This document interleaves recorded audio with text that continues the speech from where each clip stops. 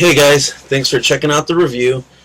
Some of you may remember me from my older reviews I did a couple years back, and I actually found some time to check out another game, and this time we're going to go to the GBA. First off, I just want to say I'm not going to really talk about the graphics too much, since I'll be using an emulator to capture all the footage, and also I probably won't say much about the controls either. I mean, despite the fact that it only has, the Game Boy Advance only has about 5 buttons, I'll be actually using a PlayStation controller for my run through this footage.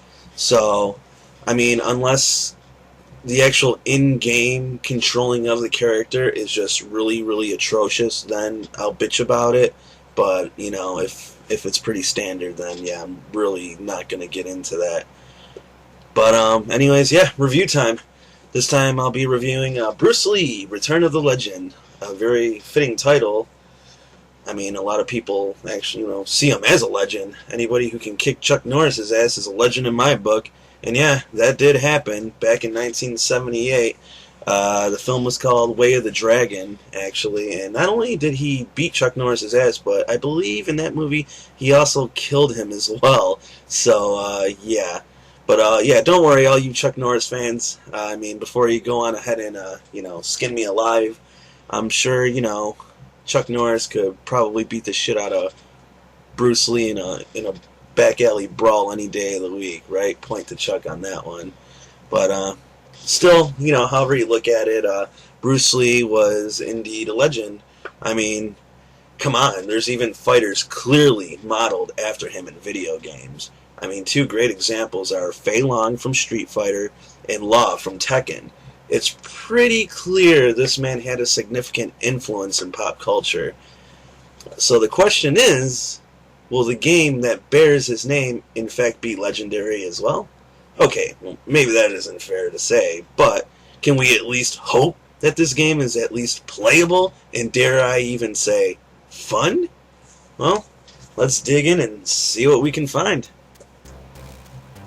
Alright, so the game starts somewhere in China, and it opens with Bruce's master meditating, and two thugs come up, and apparently they kill him, and the screen just cuts away abruptly to Mr. Bruce fucking Lee himself. And I mean, just look at his eyes. He kind of looks like he's sleeping, just to further prove how much of a legend he is, no doubt. I mean, look at it this way.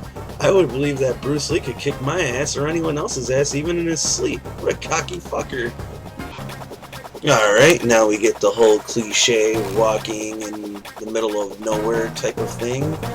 And I guess he got a clue as to who killed his sensei. Now, the way the game starts off, it's your basic tutorial. And by basic, boy, do I really mean basic.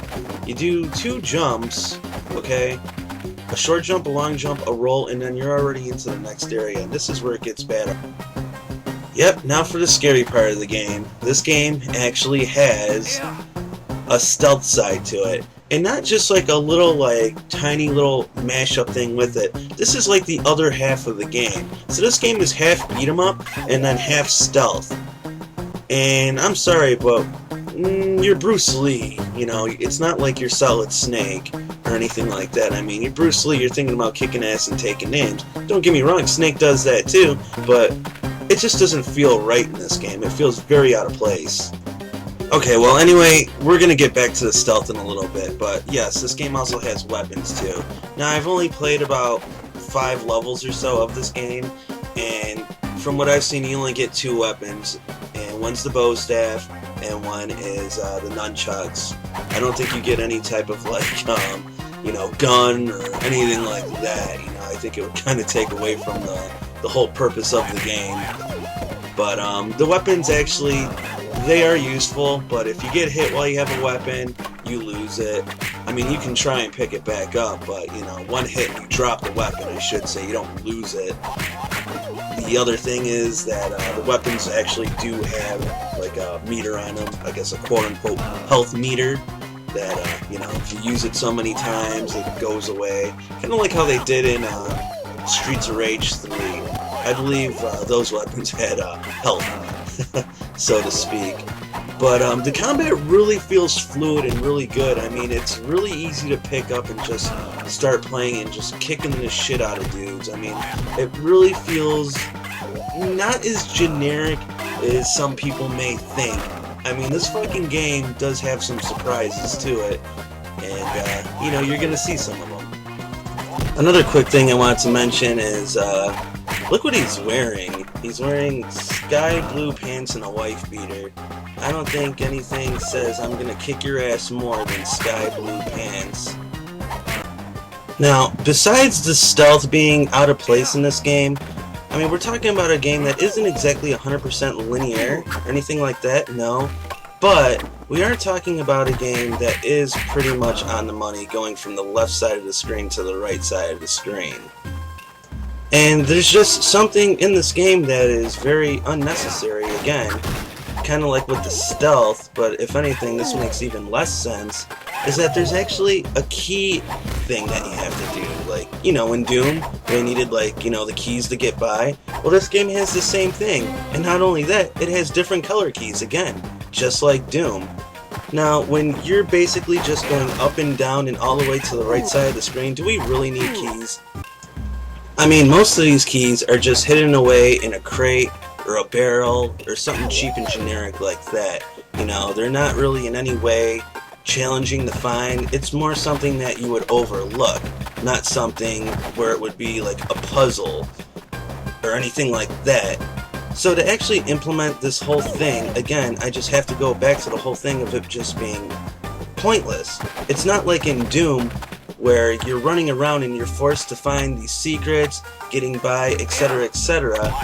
No, I mean, all you do is just break open a crate and boom, there it is. And trust me, there's been times where I would break open a crate that was right next to the door with the according key color that I needed. So, where's the challenge? I really don't think that it actually exists in this game. Now, right here at this part, this is a fine example, case in point. Right there, there's the blue door, okay? Now, we're gonna go down here, we're gonna kick the living shit out of this asshole, alright? And guess what is in that crate? That's right, blue key. You see my point? It just doesn't really seem to add up as to why they really did include that in there. It brings nothing to the challenge. It really doesn't have any type of meaning in this game. Now, while we're on the topic of pointless bullshit, in this game there's checkpoints, which is nice, obviously, but here's the catch with it. With these checkpoints, you actually have to hit them, okay? Why can't you just run past them like you do in Mario Brothers? No sense. Okay, well, let's take a break from bitching about the other shit and get back to the fun stuff about the game. Like I said earlier, the combat's very fluid, responsive, and easy to handle, and these guys drop health like nobody's business all the time. In this area right here, we're fighting the first boss's cronies until we get to see him. Okay, so here's the big fat ass right here. He'll lob some grenades at ya. He seems a little bigger than the normal enemies, but not by much. And his health bar is a little bit bigger. He takes more damage than your standard enemies, but this guy really, he brings nothing to the fight at all. And granted, he is only the first boss, but still, you would hope that he'd at least have something a little different to bring to the fight. The best part about the fight is Bruce's scream at the end when he beats the dude down.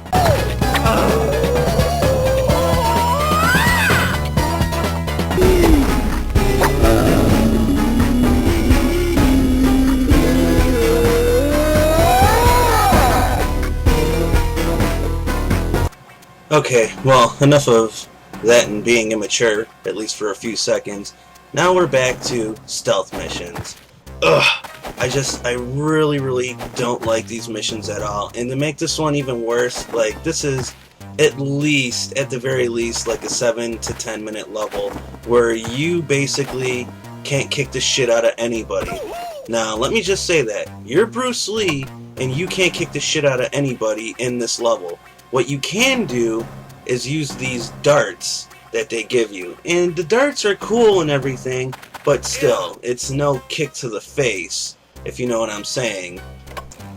Furthermore, and this is a real shit kicker here, if you're spotted after you get to the checkpoint, okay, they actually take your darts away when they reset you back onto the checkpoint. just reinforcing these stealth missions to suck even more than they already do. Okay, and here's some even more pointless stuff. Now, over here there's a wall. Down there is where I came from. Okay, now that man over there can't see me because of that wall. Now there's a doorway right here, but there was nobody that I could have even taken out, because I can't even kill anybody in this mission. So why is that doorway even there? Again, pointless, like I said. Okay, now we're nearing our end of this dreadful level, and when I went to this new area, it actually had some very, very familiar type of music that I think we're all, well, familiar with. Take a listen.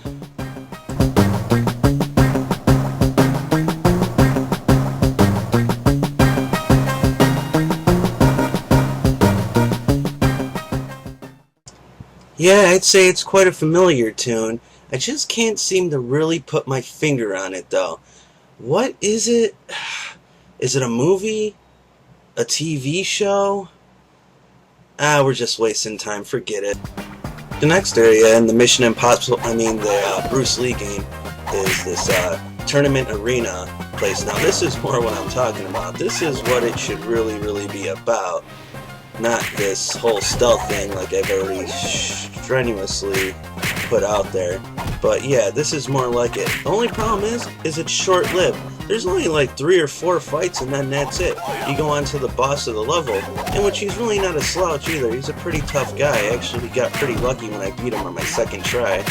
But still, it's starting to show that the game is indeed starting to get a bit more challenging than what it was a few levels back. I mean, other than that, there's really not much more else I can say about the game. The game is decent when it comes to the fighting, and that's pretty much what really carries the whole entire thing on its shoulders. It's basically the combat. All the other stuff is just in there because I guess they want to mix things up. But it's kind of like, reminds me of when you're playing multiplayer and it's either you or that one person that really just does really well on the team, and they just carry like the whole fucking team. It's kind of like that with the combat in this game. The combat carries the whole game, and that's what makes it acceptable because it is still indeed fun. So there you have it, Bruce Lee, Return of the Legend. So is the game legendary? No, but going in I didn't think it would be. Is the game good? Sure, it's good. I mean, as long as the combat's just fine. I mean, that's really all you're supposed to care about in a Bruce Lee game anyways, right? So, let it pass. I think it's good enough. And, as usual, I'm done with this shit.